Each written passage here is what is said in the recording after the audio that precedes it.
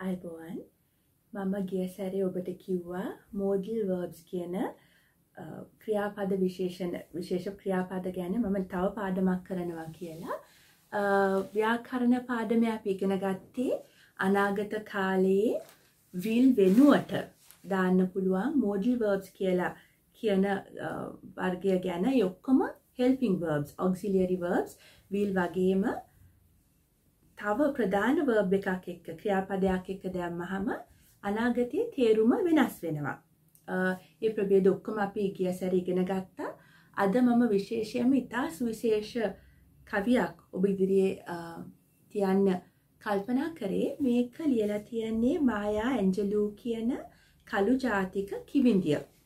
American කිවිඳියක්.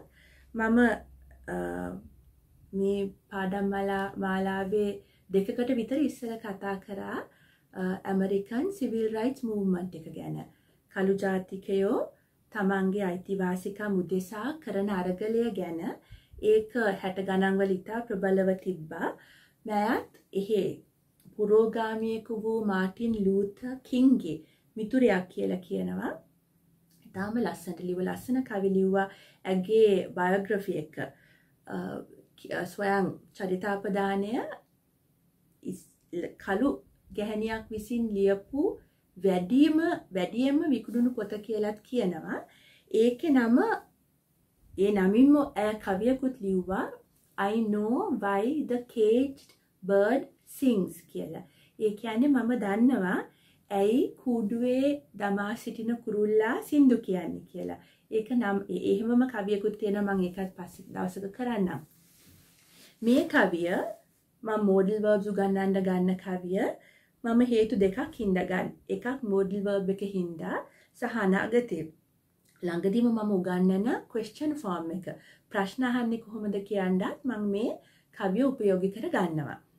අපි බලමු මේ කවිය මොකක්ද කියලා. ඉතා ප්‍රසිද්ධ කවියක් Still I Rise. ඒත් මම නැගිටිනවා කියන අර්ථයෙන් ඉස්සලම ඉංග්‍රීසියෙන්ුයි සිංහලෙන්ුයි අපි මේ කවිය බලාගමු.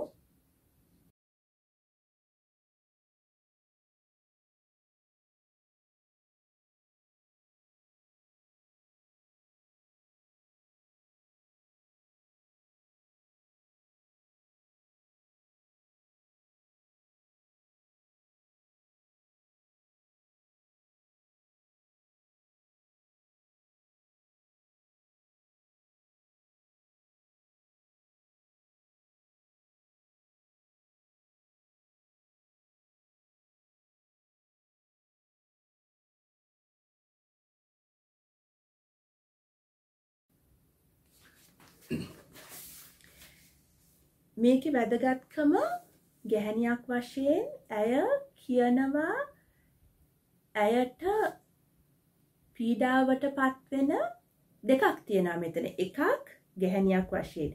ගැහණියක් වශයෙන් කිව්වහම කළු සුදු කිසිම ભેදයකින් තොරව ගැහණුන්ට සමහර පීඩන එන්න පුළුවන් සමාජයෙන්. දෙවැනි එක ඇය කළු ගැහණියක් හැටියට දරන පීඩනය. ඒක සමහරවිට හැමෝටම පොදු නොවෙන්නත් පුළුවන්. උදාහරණයක් වශයෙන් අපි ගොඩක් විට යම් ජාතියක් ගැන යම් ජන වර්ගයක් ගැන අපිට යම් ආකල්ප තියෙන්න පුළුවන්. ඒ ආකල්ප ගොඩක් විට හානිකර වෙන්න පුළුවන්. උදාහරණයක් වශයෙන් ඇමරිකාවේ ඔය ජෝර්ජ් ෆ්ලොයිඩ්ගේ ප්‍රශ්නය ගැනත් මම ගිය සැරේ කතා කරා. සමහර ආකල්ප තියෙන්න පුළුවන් කළු වුණොත් ඔබ ප්‍රචණ්ඩත්වයට නැඹුරුයි කියන ආකල්පය. කළු වුණොත් ඔබ වඩා හොරකම් කරන්න පෙළඹෙනවා කියන ආකල්පය. මොකද නැත්නම් මොකක්ද ඒ කළු ජාතිකයව බිම දාලා පාගලා මැරෙනකම්ම දනිස්ස ජෝර්ජ් ෆ්ලොයිඩ්ගේ දනිස්ස අයින් නොකර හිටියේ ඇයි කියන ප්‍රශ්නත් එන්න පුළුවන්. ආකල්පවල භයානකත්වය ඒක අපි දරනවා නම් ඒ මත යම් විදිහට අපිත් ක්‍රියා කරනවා. ඒ ක්‍රියාකාරීත්වය ඉතා හානිකර වෙන්න පුළුවන්. ඒකයි මේ කවි වලින් සාහිත්‍යයෙන් අපි සමහර විට සමාජය තුලින් අප වෙත ලැබුණු ආකල්ප අපිත් දැරීමෙන් යම් හානියක් කාට හරි වෙන්න පුළුවන්. සාහිත්‍ය වගේ දේවල් ඇසුරු කිරීමෙන් ඒක ගැන පොඩි සංවේදීතාවයක් එන එක සාහිත්‍යයේ තියෙන වැදගත්කමක් කියලා මම හිතනවා. දැන් අපි බලමු මෙතන ඇය මේ කවියනොත් කළු ජාතිකයන් ගැන තියෙන ආකල්ප ගොඩක් ගැන කතා කරලා කියනවා ඔය එකක්වත් ඔබ මට ඔය හැමදේම දමලා ගැහුවත් ඔබ මාව පාගන් හිටියත් still I rise එනමුත් මම නැගිටිනවා කියන තර්ජනයක් නෙමෙයි ඒක. ඔබ මාව කොච්චර තල්ලු කරත් ඒත් මම නැගිටිනවා කියන එක අතකින් ජයග්‍රාහී පාතයක් තමයි මේ මුළු කවියෙම දුවන්නේ. අපි කියවලා ඉමු. Still I rise. Maya Angelou. You may write me down in history with your bitter, twisted lies. You may trod me in the very dirt, but still, like dust, I'll rise.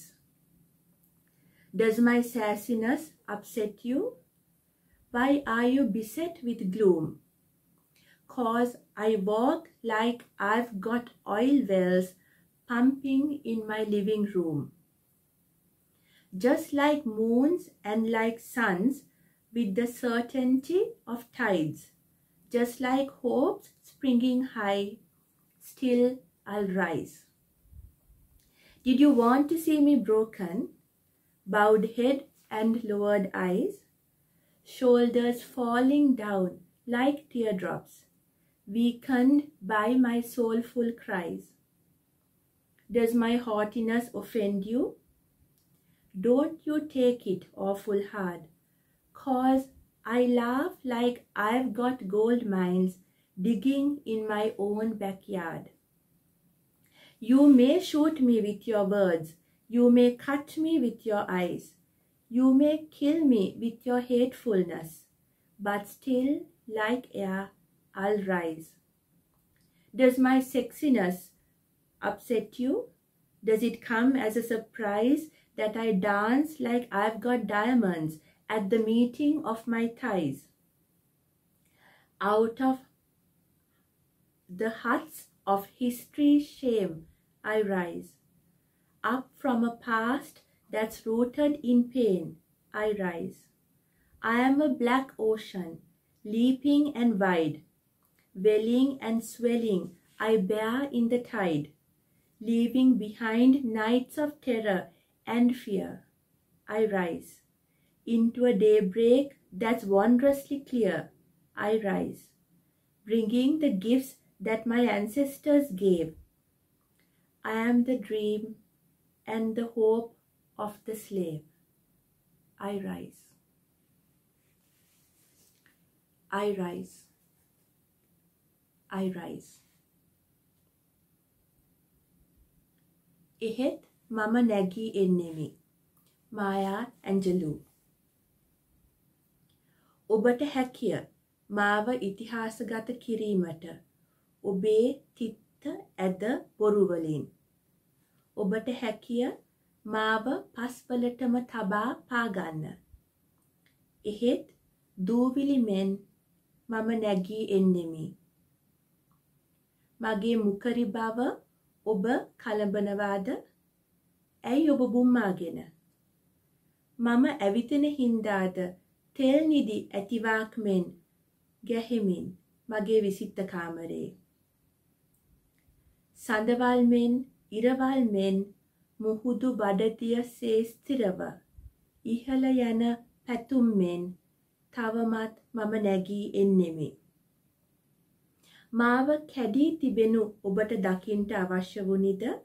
ඔළුව නමාගෙන ඇස් පහතට කර කඳුළු බිඳුමෙන් කඩා හැලුණු උරහිස් සහිතව මගේ හැඟුම්බර හැඬීමෙන් දුර්වල වූ මගේ ආඩම්බරය ඔබට නිගරුවක්ද? එය තදින් හිතට නොගන්න කිමද මම සිනහ වෙන්නේ මට රන් නිදි තියනවාක් මෙන් තැනීමට මගේ ගෙවත්තෙහිම. ඔබට ඔබේ වචනවලින් මට වෙඩි තැබීමට හැකිය. ඔබේ නෙත්වලින් මාව කැපීමට හැකිය. ඔබේ වෛරයෙන් මාව මැරීමට හැකිය. එහෙත් වායුව මෙන් මම නැගී එන්නෙමි. මගේ සරාගී බව ඔබට කරදරයක්ද? ඔබ පුදුමයට පත්වෙනවාද? මම නටන්නේ දියමන්ති තියනවාක් මෙන් නිසා මගේ දෙකලව හමුවෙන ස්ථානයේ. ඉතිහාසයේ ලැජ්ජා ගුබ්බෑයම් වලින් මම නැගී එන්නෙමි. වේදනාව මුල් වූ අතීතයකින් මම නැගී එන්නෙමි. මම කළු සාගරයක්මි. උඩ පනින පුළුල් විශාල වෙමින් මම බඩදියෙහි රැඳෙමි. බියසුළු බව හා භයංකාරත්වය පිරි රාත්‍රිය පසෙකලා මම නැගී එන්නෙමි. ඉතා අලංකාර පැහැදිලි වූ අලුයමකට මම නැගී එන්නෙමි. ගෙන එමින් මගේ මුතුන් මිත්තන්ගෙන් ලත් තෑගි.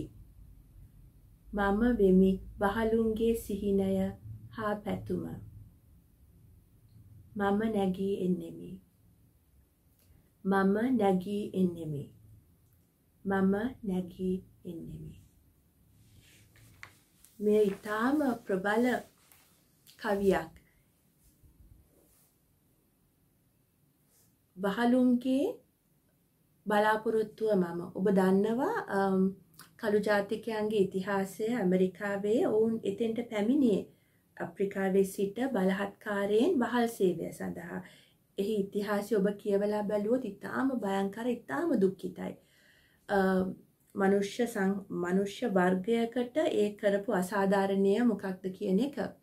ඉතින් මම කියන්නේ මම ඔවුන්ගේ පැතුම මොකෝ ඔබ මට කොච්චර තල්ලු කරත් කොච්චර පහළට දැම්මත් දූවිලිමෙන් මම නැගිනවා වාතයමෙන් මම නගිනවා සුළඟෙන් මම නැගී එන්නෙමි. මේ දිගටම ඇය කියනවා ඔබ මට මොකක් මන් දෙයක් කොහොම බැලුවත් මං ඇවිදින්නේ හරියට මගේ ගෙවත්තේ තෙල් නිදි තියනවා වගේ. සල්ලි තියනවා වගේ.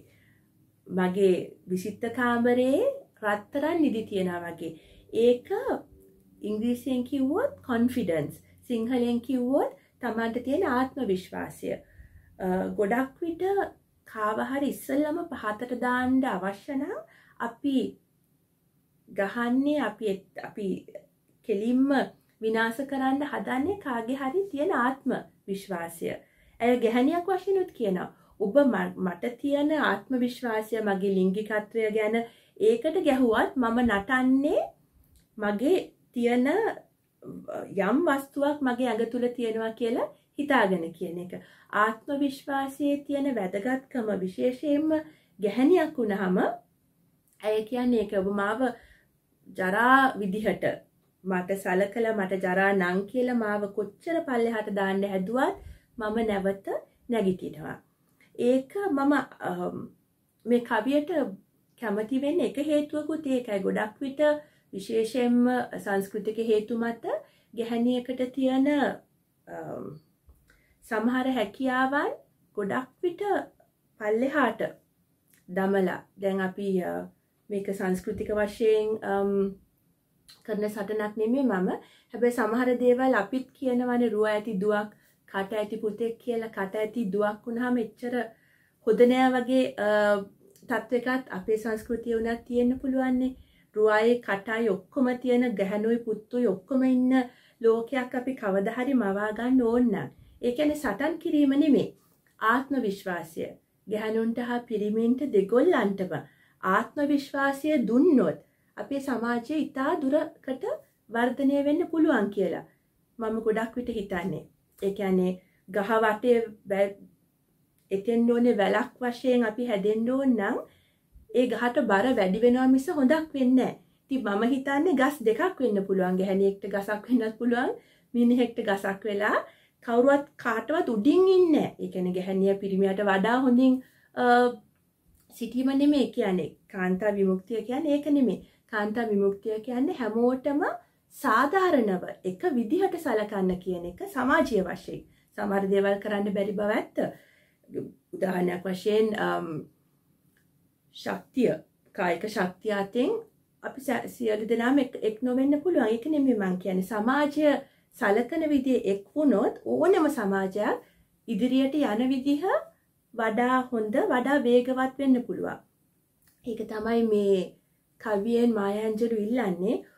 ඇයට දෙවිදිහකට පීඩනය එනවා. එකක් කාන්තාවක් වශයෙන් එකක් කළු ජාතික කාන්තාවක් වශයෙන්. ඉතියා කියන්නේ ඔබ මොකක් කරත් ඔබ මට පාර විවෘත වැරලා දීලා යන්න උදව් කරන්න නැති වෙන්න පුළුවන්. හැබැයි ඔබ මාව තල්ලු කරන්න මම නැවත still කියන්නේ එනමුත් තවමත් කොහොම හරි ඒ වුණත් මම නැගිටිනවා කියන අර්ථයෙන්. එතකොට මේකේ තිබ්බ modal verb එක ඔබ දකින්න ඇති. You may write me down in history. ඔබ ඉතිහාසයේ මං ගැන මෙහෙම සමහර විට ලියයි. මෙහෙම වෙන්න ඇතිව ලියන්නේ. මොකද අපි අන්තිමට ඉතිහාසයේ ලියන දේ තමයි අනාගතයේදී ඇත්ත කියලා ගොඩක් අය පිළිගන්නේ. ඔහු ඇය දිගටම කියන ඔබ මේවා මට කරයි කියලා. ඔබ මං ගැන ලියයි. බොරු. තිත්ත බොරු වලින් මං ගැන ලියයි. You may trod me in the very dirt. ඔබ මාව පාගයි. සමහර විට. එතකොට පස්සේ කියනවා you may shoot me with your words. ඔබ මට ඔබේ වචන වලින් වෙඩි තියයි. You may shoot me. මේක වෙන්න තියෙන අවස්ථාව ඉතා වැඩි. මෙහෙම කරන්න පුළුවන්. You may cut me with your eyes. බැල්මකින් මිනිහෙක්ව සම්පූර්ණයෙන්ම කපලා දාන්න පුළුවන් බව සමාජයෙන් අපි ඔක්කොම දන්නවා. බලන විදිහෙන් එකපාරින් තමන්ගේ ආත්ම විශ්වාසය විනාශ කරන්න පුළුවන්. ඇය කියන ඔබ එහෙම මන් දිහා බලයි. You may kill me with your hatefulness. ඔබ මාව මරන්න පුළුවන්. You will kill කියන්නේ ඔබ definitely මාව මරනවා. You may kill කියන්නේ ඔබ සමහර විට මාව මරයි කියන එක. ඒ වගේ අය දිගටම ඔබට කරන්න පුළුවන් දේවල් මේවයි කියලා කියනවා I will rise. bullet එකේ I'll rise. I'll rise. එයා මෙතන දීලා තියන්නේ rise. මම එදත් ඔබට කියලා දුන්නා I will කියන auxiliary word එක wi අයින් කරලා apostrophe එකක් දාලා එක වචනයක් කරොත් I'll කියලා ඕන එකක් he'll she'll ඕන එකක් අපිට abbreviation එකක් වශයෙන් පාවිච්චි කරන්න පුළුවන්. එතකොට ඔබ නැවත මේක කියවන්න අන්තිමේ තියෙන I rise කියලා දිගටම යන්නේ present simple එක. අනාගතේ නෙමෙයි. ආ කියන මම දැන් උනා මම නැගිටිනවා. වැටෙන්නේ නැහැ මම නැගිටිනවා කියන එක. එතකොට ආත්ම විශ්වාසය ගැන ඉතා හොඳ කවියක් මේක. මොකද ආත්ම විශ්වාසය පොඩි කාලින් දම කවුරු හරි ඔබට දුන්නොත් ලේසි. හැබැයි දුන්නේ නැත්නම් මෙහෙම සටන්කාමීත්වයක් අවශ්‍ය වෙනවා. කාට හරි රිද්දන්න නෙමෙයි. සටන්කාමීත්වය අවශ්‍ය වෙන්නේ තමන්ම නොවැටි තමන්ම නැගී හිටින්න තියෙන ශක්තිය. ඒක ගන්න විදිහ මෙම කිවින්ද ඉතා ලස්සනට කියලා දීලා තියෙනවා. එතකොට ඔබ modal verbs ඉගෙන ගන්න වෙලාවෙම